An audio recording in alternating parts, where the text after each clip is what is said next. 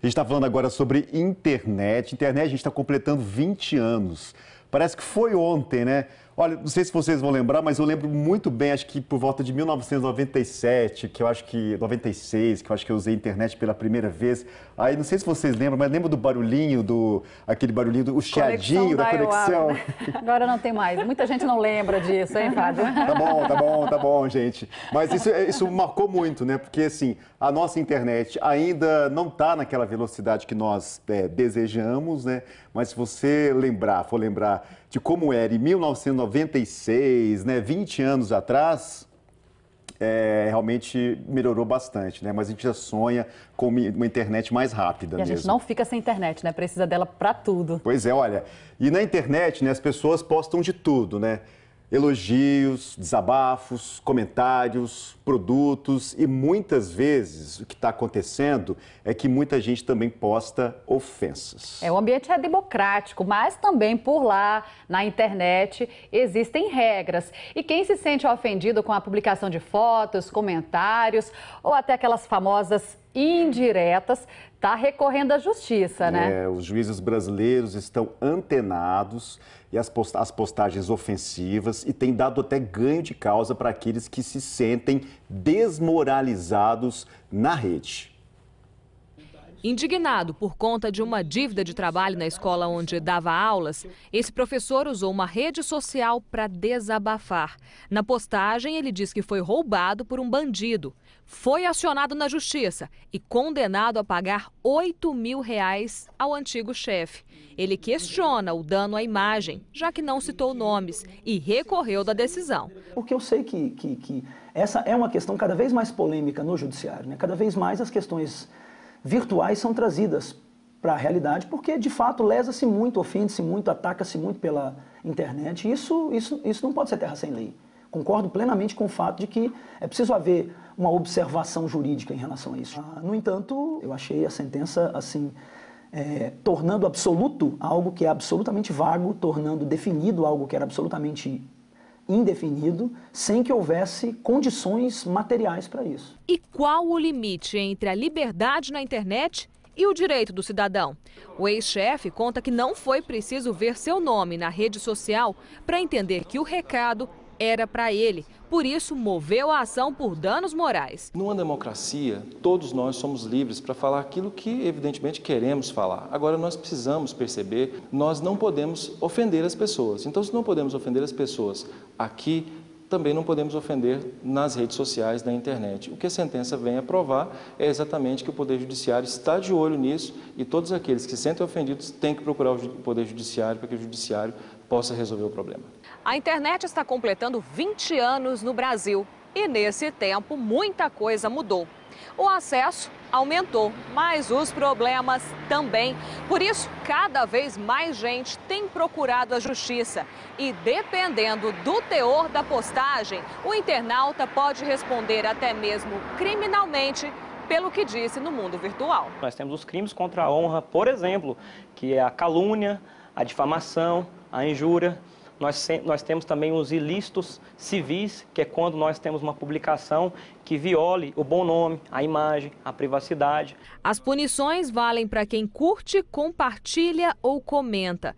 Por isso, cuidado quando for reclamar nas redes de algum profissional ou serviço prestado.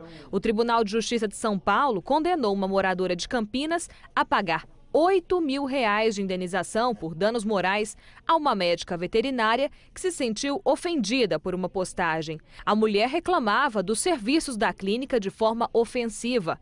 E não pense que a justiça deixa impune aquelas pessoas que postam fotos de acidente ou pessoas que morreram. Em Rondônia, o tribunal condenou sites que postaram fotos de uma jovem assassinada. Quem entrou com a ação foi a mãe da jovem, que vai receber R$5 mil por cada compartilhamento. O juiz, ao receber esse processo, ele vai ponderar e decidir qual direito que deve prevalecer no caso concreto. Se é o da pessoa que se expressou ou se é o da pessoa que se sentiu lesada. Pois é, e no ambiente de trabalho, a internet ela é uma aliada, porque é quase impossível a gente hoje em dia trabalhar sem internet. Mas ela também pode prejudicar o colaborador, porque tem muita gente que infelizmente abusa, principalmente quando a gente fala de redes sociais, né? Vamos conversar com a Thaís Lucchesi? Oi, Thaís, bom dia. Não dá para exagerar, né? Tem que saber usar a internet. Não mesmo, Suelen. Bom dia a todos. A gente precisa entender que a internet é uma extensão da vida real e, como em todo lugar, é preciso usar o bom senso. Sobre isso, a gente vai conversar com a Dilze Persílio, que entende bastante do assunto. Ela é presidente da Associação Brasileira de Recursos Humanos aqui de Goiás. Dilze, o que a gente pode definir, o que pode e o que não pode nas redes sociais, principalmente quando a gente fala de ambiente de trabalho? Bom dia. Bom dia. Na verdade, a definição do que pode e o que não pode depende da empresa. Assim como a gente tem outras normativas na empresa, por exemplo, horário, se tem que ir de uniforme ou não tem, a gente também tem que definir uma normativa para a internet. Muito cuidado na hora de você querer proibir algo que você não disse que não podia ser feito, porque você acaba promovendo aí uma espécie de bullying contra a pessoa que utiliza. Então, se você definiu, seja no manual do colaborador, seja num procedimento interno, as normas de utilização da internet, aí sim você pode advertir se a pessoa estiver usando de uma maneira incorreta. Você pode primeiro advertir verbalmente, depois advertir por escrito e seguir todos os trâmites e até chegar numa demissão por justa causa se a pessoa realmente não utilizou corretamente. Dilze, como é que a gente pode falar, Thaís, está me ouvindo? Pois é, Dilze, me tira uma dúvida. Qual é o peso na avaliação de um candidato ao emprego em relação a como ele usa ou a como ele se comporta na rede social? Normalmente, o funcionário da empresa, a pessoa lá do RH, ela faz uma, entre aspas, investigação para saber como essa pessoa se comporta na rede social antes de contratá-la?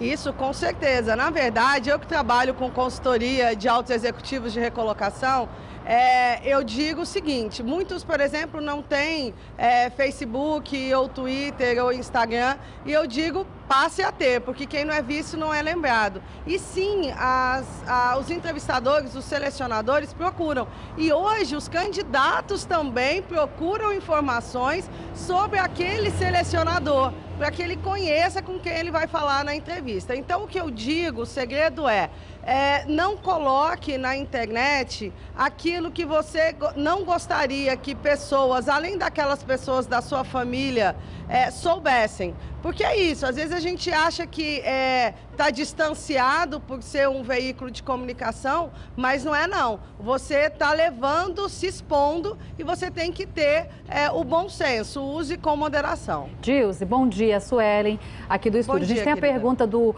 Tiago, ele diz que tem 25 anos, inclusive é palestrante nessa área, as pessoas tiram muitas dúvidas com ele. E ele pergunta o seguinte: com relação a problemas conjugais, como um casal deve se comportar na internet e sobre as postagens, para que elas não influenciem na vida profissional? Está relacionado com o que você já estava falando aí, né? Bom, com relação à vida pessoal, a dica que eu dou coloque, se você optou por se casar, você realmente não é mais sozinho. Se você tem filhos, você não é mais sozinho. Então, faça um perfil familiar, que tem uma foto sua com a sua esposa, e você traga as coisas da família, suas, dela, das crianças, e dessa forma você passa a existir no mundo, porque hoje, com essa força que a internet e as redes sociais têm, eu sempre digo que o que não apareceu nas redes sociais não aconteceu. Aqui mesmo, quando a gente chegou, a Thaís já fez um vídeo, já colocou na rede social para anunciar, e antigamente era o contrário, eram os veículos de massa, como TV, jornal, que ditavam o tempo e a hora. Hoje não, quem dita o tempo e a hora é a internet e as redes sociais, e você tem que usá-la, obviamente, a seu favor. Isso é fundamental, inclusive até no trabalho, né? Você estava falando que vocês avaliam mesmo as redes sociais. Agora eu queria perguntar em relação à opinião das pessoas. Muita gente gosta de colocar sua própria opinião, e aí entra naquela questão de o que as pessoas querem ver, não querem ver. Qual o cuidado que a gente pode tomar quando a gente quer colocar uma opinião na internet?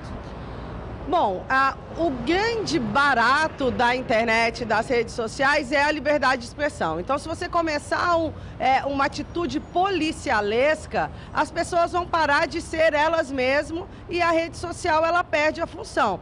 E quando você vai fazer, por exemplo, uma reclamação de uma empresa, de um serviço, como a gente viu alguns casos aqui, num primeiro momento, o impacto da fala, seja do presidente da empresa ou dos serviços gerais daquela empresa, vai ser a mesma. Mas aí você tem que ter dentro da sua organização uma política de gestão de crise comunicacional para que, se saiu algo que você não quer sobre a sua empresa na internet, você tem como remediar isso sim, sempre utilizando a transparência, utilizando a verdade. Tá certo, Dilce. Obrigada pelas suas informações, viu? É um assunto bastante polêmico, mas a gente precisa tomar bastante cuidado, porque acaba repercutindo em todos os setores da nossa vida. Bom senso, para mim, é a palavra quando se fala de internet. Suelen, Fábio. Pois é, me lembrei muito, né, dos chamados haters, né, que são aquelas pessoas que cada vez mais ganham espaço na internet, que usam a internet só para reclamar, para utilizar principalmente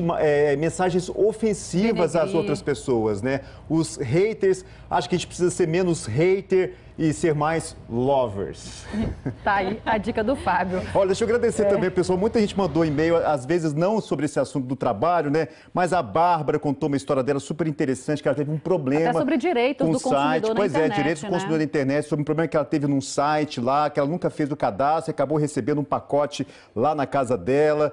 Tem outro, o Rodrigo também falou sobre isso, compra na internet, só que o produto não foi entregue. Gente, obrigado a todo mundo que está mandando as mensagens para a gente aqui, viu? A gente está lendo tudo aqui aos poucos, elogios para vocês, meninas, olha, tem dos montes.